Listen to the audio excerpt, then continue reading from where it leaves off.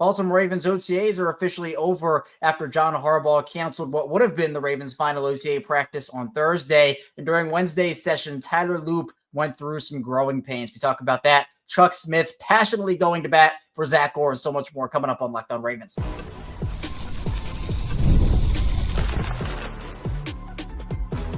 You are Locked On Ravens, your daily Baltimore Ravens podcast. Part of the Locked On Podcast Network, your team every day. Welcome into another edition of Locked On Ravens, your daily Baltimore Ravens podcast. I'm your host, Kevin Oestreicher of Ravens Wire, here with you on the Locked On Podcast Network, your team every day. Thank you so much for being here today on this Thursday, making Locked On Ravens a part of your day and your first listen each and every single day. We're free and available for you on all podcasting platforms, including in video form on YouTube, where you can like and subscribe to the channel, and in audio form where you can follow along and subscribe as well. 5 days a week plus more here on Locked On Ravens of that daily Ravens coverage. Thank you out there to all the everydayers, the first-time listeners, and if you're somewhere in the middle, thank you as well. Today's episode of Locked On Ravens is brought to you by FanDuel. Right now, new customers can get $200 in bonus bets when your first $5 bet wins.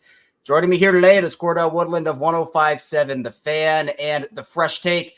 Cordell, I'm really excited to have you back. It's been an important offseason for the Ravens, moves being made left and right. How's it been for you, and how do you think these last few months have gone for the Ravens?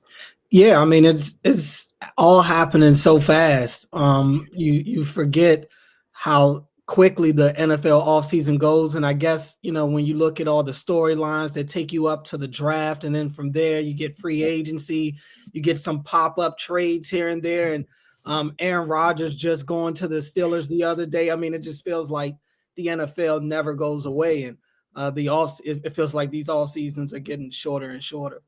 And, you're in the Ravens spot looking around the north. You mentioned Aaron Rodgers. They're looking over there. Look over here. The Bengals are going through all this crazy drama. The Browns have Shedeur Sanders now, and that's a whole big storyline in itself. So Ravens are just putting their head down, getting to business, and that's what they've been doing over these last couple of weeks here at OTAs. A big storyline for them. Cordell's obviously been the kicker position. Justin Tucker no longer a member of the team. The Ravens move on. They take Tyler Loop late in the draft this year, and obviously he has been pegged as the favorite to win that job. He and John Hoyland in a competition right now, but Loop and Hoyland have been rotating days, and Loop was up on Wednesday and went through some growing pains. He went 5 for 9 according to Jess Rebeck, Jamison Hensley, and all of his misses being from 50-plus yards. So this to me is expected. I know, Cordell, some people are panicking, saying, oh, man, there was so much stability for Justin Tucker for the majority of his career on the field. Now it's a rookie. The Ravens know how to evaluate kickers. I wasn't expecting Loop to go perfect throughout the offseason. There are going to be days like this as he is learning. Obviously, Randy Brown and company are probably tinkering with some things to try to get him up to speed. I mean, get those misses out now and get those things worked out now, Cordell, as opposed to during the season. I mean, that's where I stand on that. What about you? Yeah, I mean, that's what OTAs are for. He's a rookie. And really the competition between he and Hoyland, at least in my opinion, it's not really a competition. I mean, Hoyland is kind of there to give him a push. Luke would have to be flat out terrible for the Ravens to go into this season with anybody other than him as their starting kicker in my mind. But that said, yeah, I mean, you don't like hearing that the fact that all of his misses from Wednesday were from 50-plus yards, because that's kind of where Tucker has struggled over the last few years during his time in Baltimore. And look, as good as this Ravens offense is, how often are you expecting the kicker to be out there? But we saw it last year. I mean, you can make the argument Tucker cost them quite a few games last year with some of his misses. So I understand, especially when it's a rookie coming in and he's taking over for a guy who has been proclaimed as the best kicker of all time. The expectations are going to be high. So I understand that from fans, but you'd rather him work out the kinks right now. And I think that's a part of what he's doing. One thing for sure, he's got a strong leg. That's been the calling card for him since day one. So him missing from 50 plus isn't necessarily he can't get it there. He definitely can, but look, these guys are human and they're going to miss sometimes. But again, you'd like him to get those misses out right now in June. I almost relate it to spring training in baseball where, they're going to work on some things, figure things out and tinker with a thing here or there. And you're trying to get that out of the way and figure things out. And for the Ravens, they probably see stuff in Loop's game that they want to try to figure out right now and get him on the same page by the time week 1 rolls around. So look, we're in June right now. There's still a long way to go. Workouts will continue, but you mentioned he has a strong leg, Cordell. I'm curious, we haven't seen a lot of him so far. You being out there at OTAs, you seeing him on the field, what have been your early impressions of Tyler Loop so far? Yeah, he's been steady up until Wednesday. He hadn't missed a kick from what we saw. I think he, other than the viewpoint was a little weird at rookie minicamp, but it looked like he may have missed one in rookie minicamp. Other than that, he's been pretty good. So he seems consistent. He's steady with his process. His mechanics are good. That's one thing that even talking to a couple of the Raven scouts, they raved about his mechanics. And one thing it seems like Randy Brown loved is he's a guy that, considering his mechanics are so good, even if he does get into kind of a cold spot, they trust that he'll be able to kind of get out of that rut because his mechanics are so consistent. That's been the thing that I've seen from him for the most part. He seems like he's ready to go, and I've seen him make some 50+ yarders, and it doesn't even look like he's going full power a lot of those times. So I think he'll be fine. Yeah, Loop went 6 for 9 on 50+ yard field goals in his last year at Arizona, 2 for 4 the year prior to that. And, everybody said that, he had one of the strongest legs, if not the strongest leg in this entire draft class. Baltimore, as you mentioned, Cordell, obviously had Justin Tucker there when, for the majority of his career, when he came out there from 50, 55, even 60, that calmness washed over you like this is going in. They didn't have that these last couple of seasons, obviously followed up by a pretty poor Justin Tucker year last year outside of the last quarter plus of the season. So it's big shoes to fill, especially when you talk about others like Matt Stover, who was a staple for the Ravens for a long time. And the Ravens also moving from Sam Cook to Jordan Stout. Stout has had moments, but he also has had some not so great moments. So you're hoping that this new wave, new era of Ravens special teams is able to produce for them.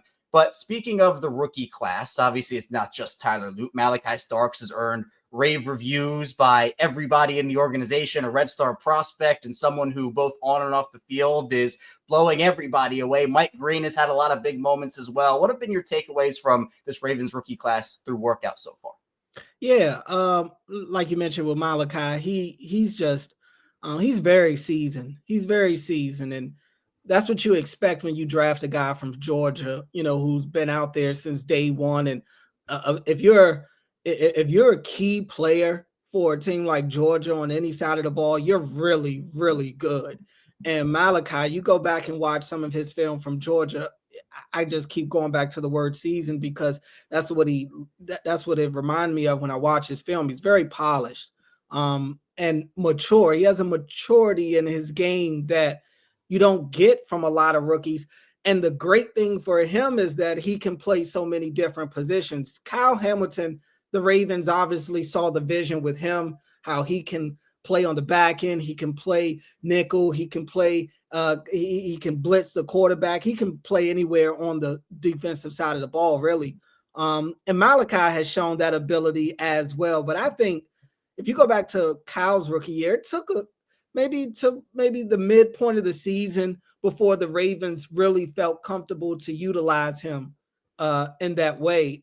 I don't get the sense that we're going to have to wait as long for them to start moving Malaki Starks around. He did it all year last year at Georgia. He was basically their starting nickel while also being their starting safety, and he was their best corner and safety on that team last year. So I think he's a guy that you'll be able to see some of those chess piece moments with him earlier than maybe you saw with Kyle in his rookie year. Mike Green is just a ball of energy, man. I'm really excited to see what he looks like once they put the pads on and we start to see some one-on-ones and we start to see that battle in the trenches really start to heat up. Right now they're in shorts and stuff. Really any contact is frowned upon. So it's really tough for guys like him to show what he can do. But He stays low. He's really quick off the line of scrimmage. That's one thing you talk to these coaches, they're going to rave about his get off. He and Aeneas Peebles, both of their get offs off the line of scrimmage is, borderline elite already. And so I'm excited to see that from Malaki. Even with Peebles, a lot of people are afraid of him with his size and stuff like that.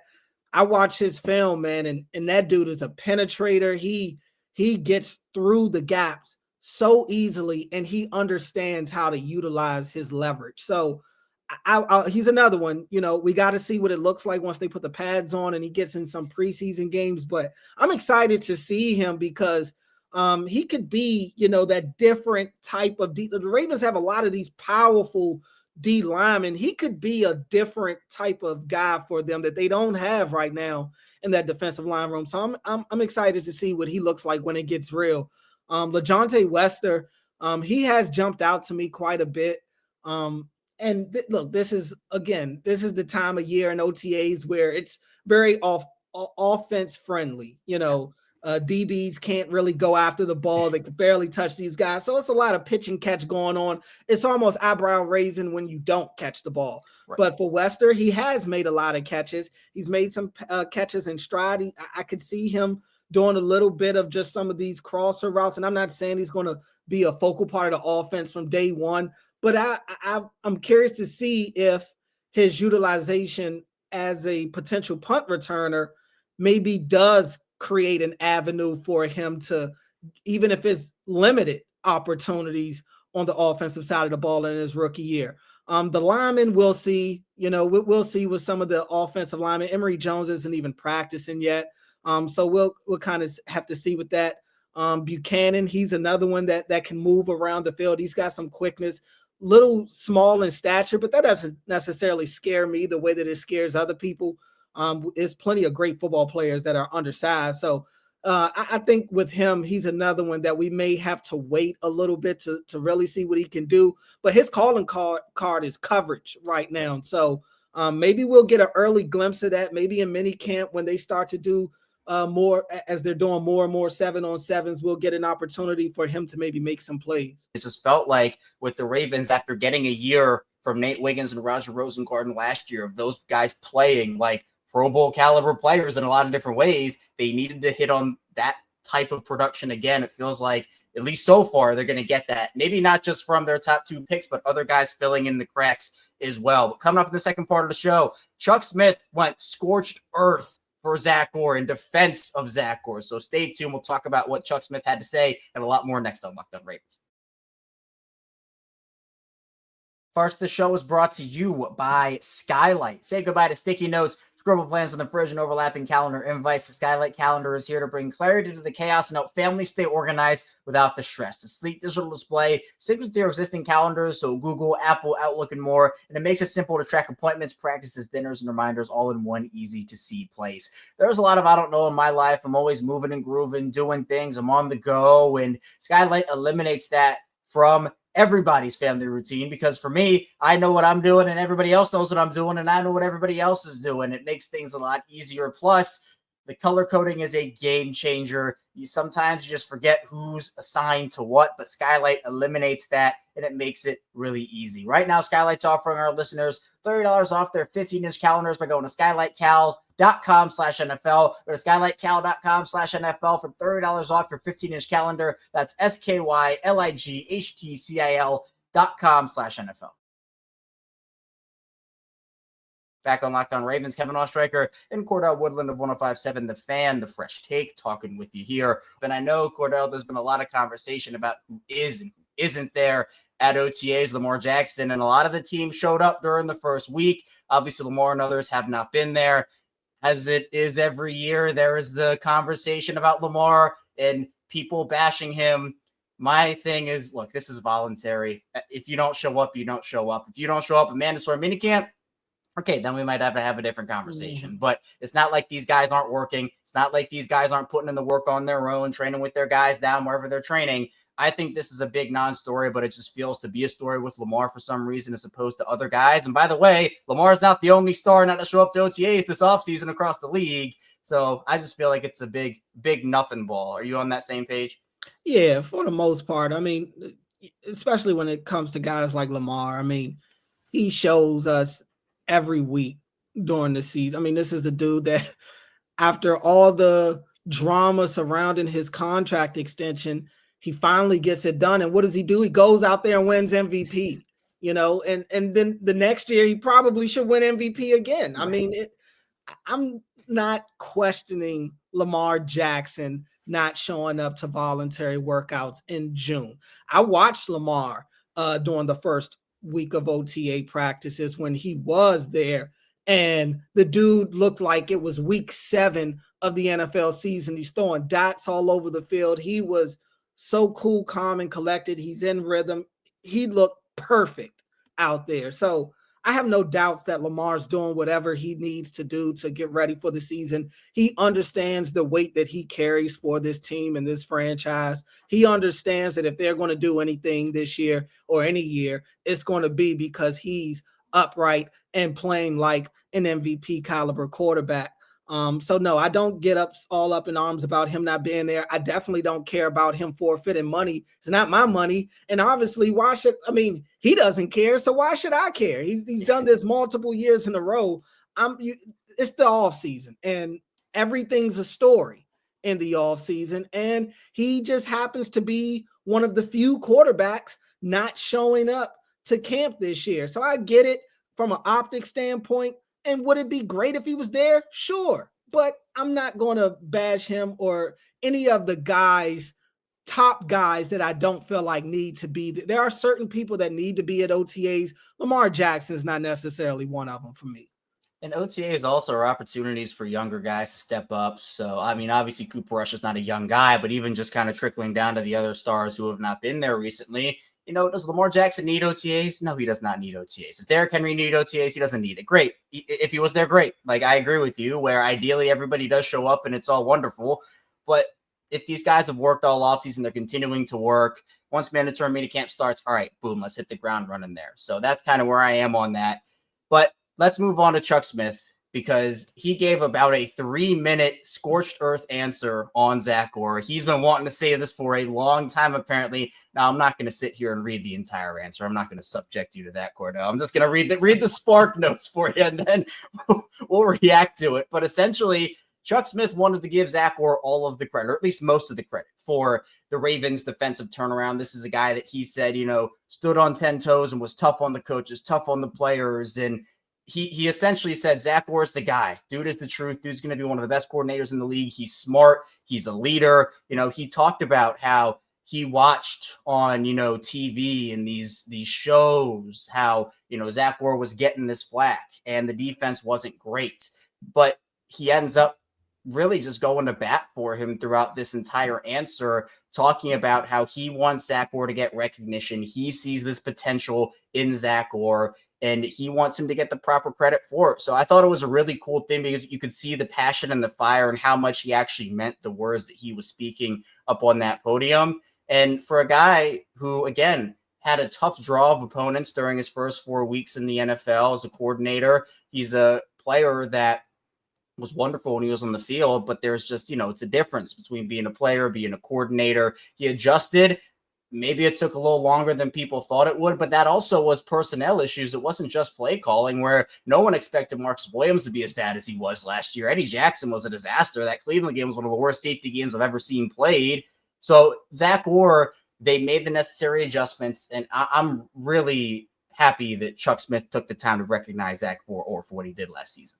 Yeah, I mean, like you said, Chuck was ready. He couldn't wait to be asked about it, and he unleashed. And last year was a little bit of a weird year because, as Zach Orr, not only is it his first time in that role and calling plays on the defensive side of the ball, he's taken over for probably the best defensive coordinator in football at the time, and Mike Macdonald. He's taken over a defense that was just a Triple Crown winner the year before, that hosted the AFC Championship game. I mean, those were big shoes to fill. And people forget that the start of Mike Macdonald's career in Baltimore was rough. they had multiple blown leads in the first quarter of the season. And so, you have to show patience. Now, the difference is they didn't bring in a senior advisor or anybody like that to help Mike Macdonald, but they did when they brought in Dean Pease to help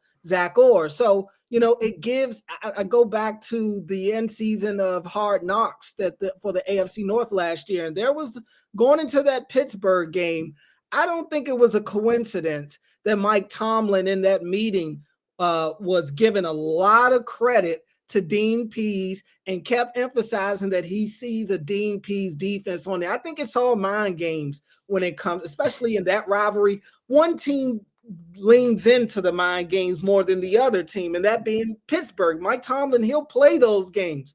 And I think that's him trying to, poke the bear a little bit. And I wouldn't be surprised if Chuck Smith saw that, along with probably hearing the things that other people are saying, that Zach Orr needed help. Zach Orr wasn't fit for the position. Dean Pease came in and saved the defense. And that's just not entirely the case. I'm not going to discount Dean Pease came in, and I'm sure he helped a lot. He saw things that Zach didn't see. There's a lot of inexperience on that defensive coaching staff because there was a lot of turnover that previous offseason. So it's a lot of variables in play, but Zach Orr being the defensive coordinator, that's just the one thing that people see.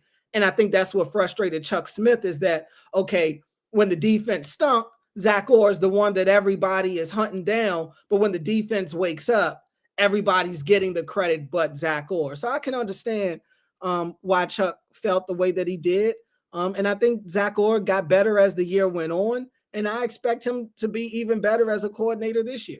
Yeah, a very Mike Macdonald-esque path in year one for Zach Orr. And yeah, Chuck Smith, Dean Pease came in, and I think that he did have an impact. But, Chuck ended up saying, a lot of people in the media were saying, well, this guy came in and helped. And Chuck Smith said, no, Zach Orr did it. Zach Orr in those rooms with the coaches, he led. He made the changes in support with Coach Harbaugh and that staff. But Zach Orr truly led the charge. He was talking about how he lived it, he walked it. And you're right, where when a defense is struggling, everybody points to the coordinator, say, okay, is this guy really the right fit? And then the defense wakes up and all of a sudden, oh, hey, this guy did this and this guy did that. And then Zach Orr kind of gets put on the back burner a little bit. But it was always going to be an adjustment. I never expected this defense to come out of the gate and just be the top defense in the league like it was in 2023. But it's not about how you start, it's how you finish. And that Ravens defense finished. And actually the Ravens communications account put out some stats about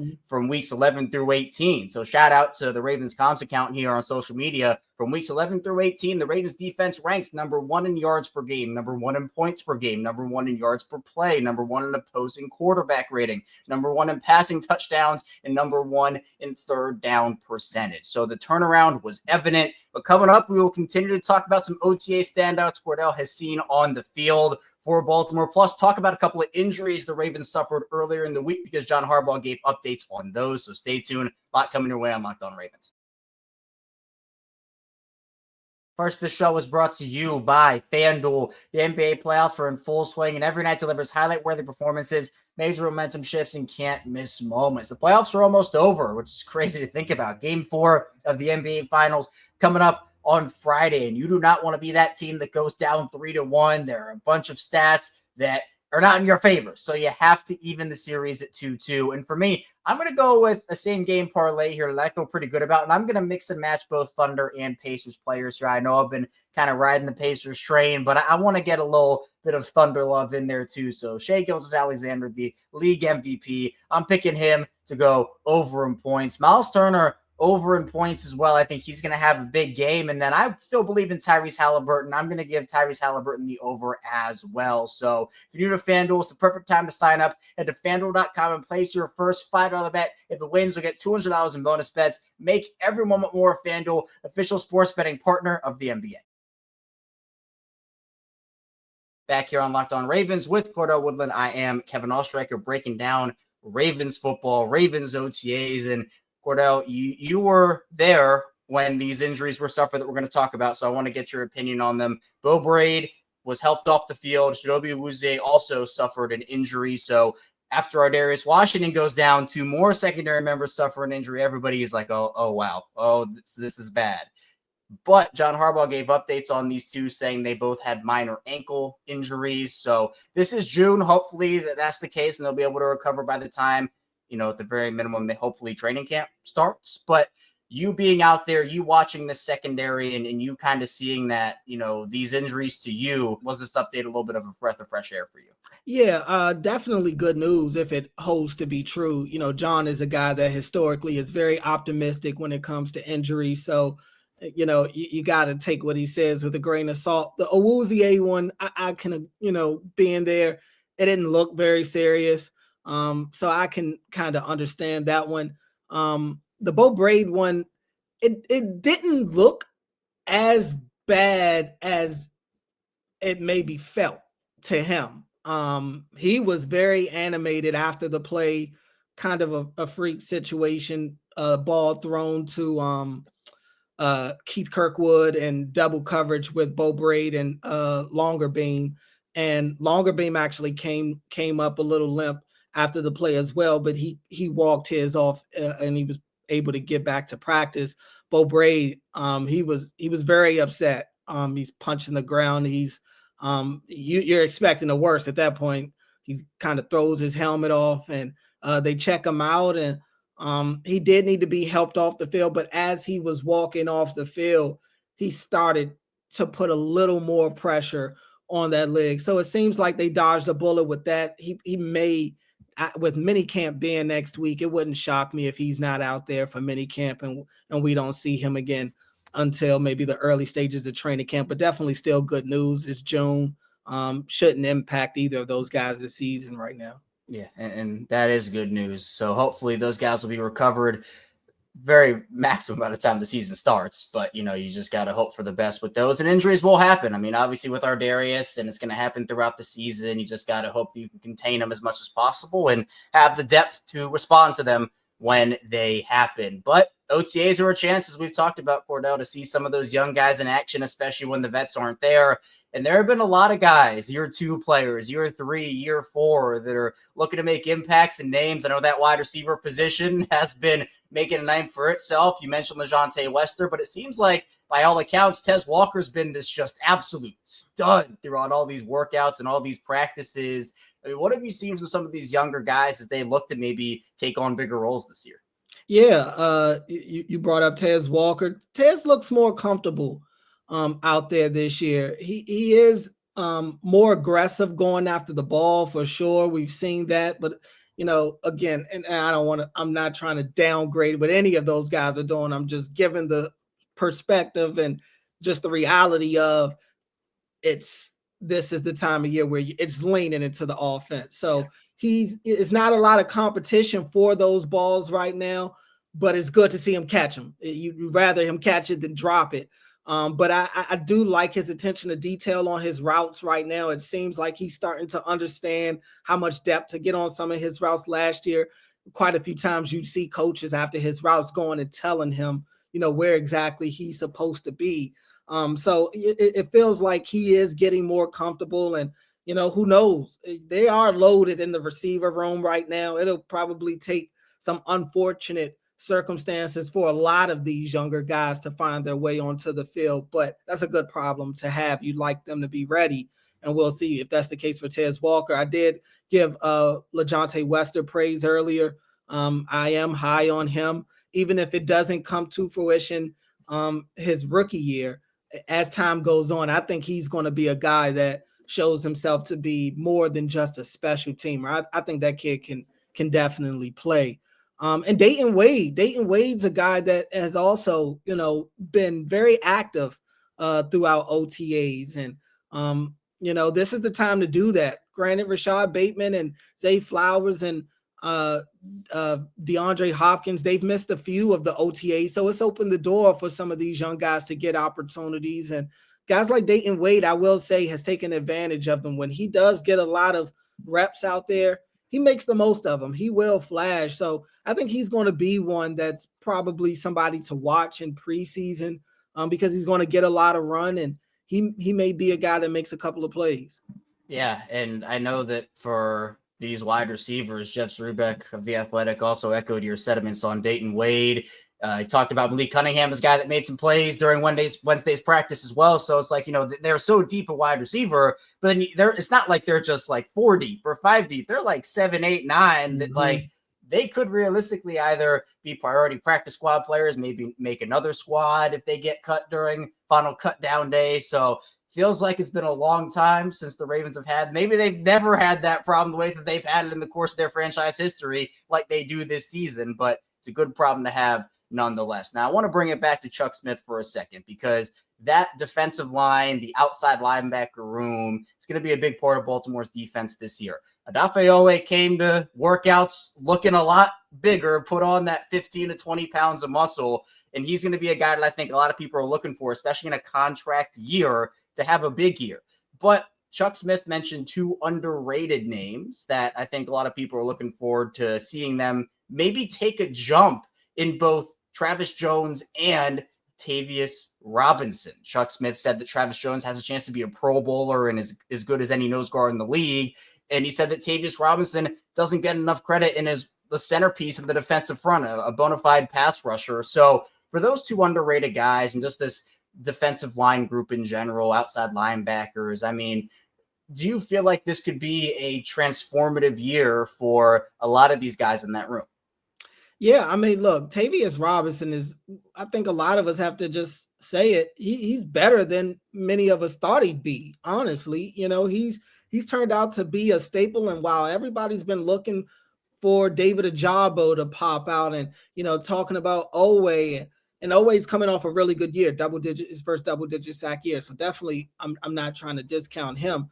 But Tavius has shown ability, especially in the run game, to seal the edge. He's very strong. He showed some flashes as a pass rusher. I think he's better in the run game than he is getting after the quarterback. But Tavius has shown himself to at least have the potential to be a 3-down type of outside linebacker. And there's value in that. And, considering the way that this roster is set up for the Ravens, they don't necessarily need him to be that. But if they did, he could. I think they have the trust that he could do that. I'm always impressed with Tavius. He's a hard worker, soft-spoken, and he just seems like he's always right where they want him to be. He's always the guy that they feel like they can lean on. So I can understand why the coaches love him so much, because he just seems like the type of player that you put out there and you don't have to check on him. He's going to do whatever his assignment is. Travis Jones, I mean, the sky's the limit for Travis Jones. I think we started to see some of it last year, and then he had, I think, the ankle injury that really impacted him and slowed him down, and he was probably playing more than he needed to, but due to other injury issues, Michael Pierce missed time last year. They're waiting for some of these guys to come back. They needed Travis Jones out there, especially at a time where the defense wasn't playing at a high level. Travis Jones, they just needed whatever he could give them. But I think he's a guy that if he stays healthy, man, he could do anything out there. He's very good, obviously, in the run game. He's so strong. He's a brute. He's actually more agile than he gets credit for. He has a really good swim move in the stunt game. He's mobile. He can blow people off the ball, and he can get after the quarterback. So I'm just curious to see how they decide to use him, because they have a lot of these types of guys. And, with them adding on to the secondary the way that they have, there's going to be, they may not need 2 linebackers on the field. They may only need 3 defensive linemen at times. So is Travis Jones going to be a part of that 3 in passing situations? We'll see. But I think with all of the additions that the Ravens have made to their secondary, I think they're going to play a lot of dime. So I am curious to see what some of these pass rush units look like and how many, passing down snaps Travis Jones gets this year, because I do think he can make an impact. Ravens football quickly approaching, a lot of exciting storylines. Cordell, I appreciate you hopping in with me, talking Ravens football. Before I let you go, please tell people where they can find you and what you're working on as we get closer to the regular season. Yeah, appreciate you having me as always, Kevin. Always a good time being on here. You can follow me on social media at Cordell Woodland. You can catch me and my co-host Ben Hall. We have a show, The Fresh Take, on 105.7 The Fan, that airs Thursday nights. So you can catch us there. And yeah, man, you just listen to 105.7. You never know when you'll hear me. I make various appearances on every show and fill in sometimes as well. Cordell knows his stuff. Be sure to give him a follow on social media. Tune in to 105.7 The Fan to hear his takes, and all the links to his work will be in the description down below. Cordell, I appreciate you again. Thank you for popping on, and thank you to everybody out there who listened, watched Locked On Ravens today. On the way out, be sure to hit the like and subscribe button in video form and follow along in audio form and subscribe over there as well for that 5 days a week plus more of daily Ravens coverage. And I'll see you right back here tomorrow on Locked On Ravens.